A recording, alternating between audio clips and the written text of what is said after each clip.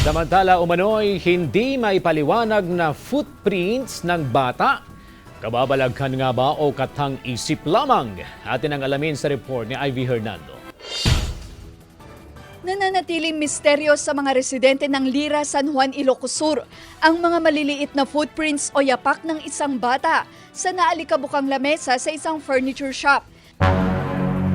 Sa litratong kuha ni Rexon Peñera, kita pa ang malinaw na 6 na yapak sa mesa na ngayon pinaglaruan na ng mga bata.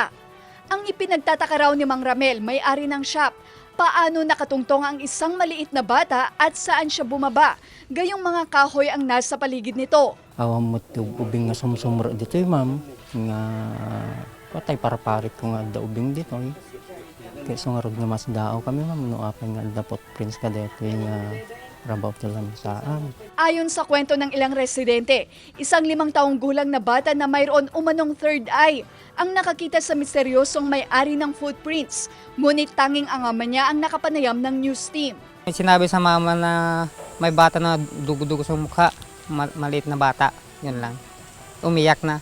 Oo, nakaapak daw doon sa ibabaw ng lamesa, kaya gumanon yung bata. Isang puno raw ng balete ang pinutol sa lugar, kaya paniwala ng mga residente, ito rin ang pinagmulan ng pagpaparamdam. Madmadlaw ko nga mahang ko lang tayo kaso na ma'am ta. Siyempre nabayaga ko nga. Kahang ko nga makita so nga diya mo amon nga dayjay. So nga siya mamati na. Taubing din ang ibagay.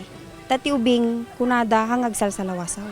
Paliwanag ng simbahang Katolika, hindi kailangang bigyan ng malaking kahulugan ang insidente. Kasi most probably mga emotional cases lang ito.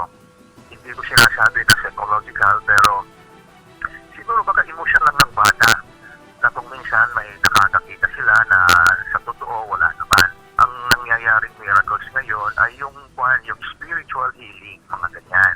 We are not accusing anyone pero ang payo ko lang, we should be careful to give interpretation. Kasama si Norman Raka, ako sa Ivy Hernando, naghahatid ng Balitang Amyanan.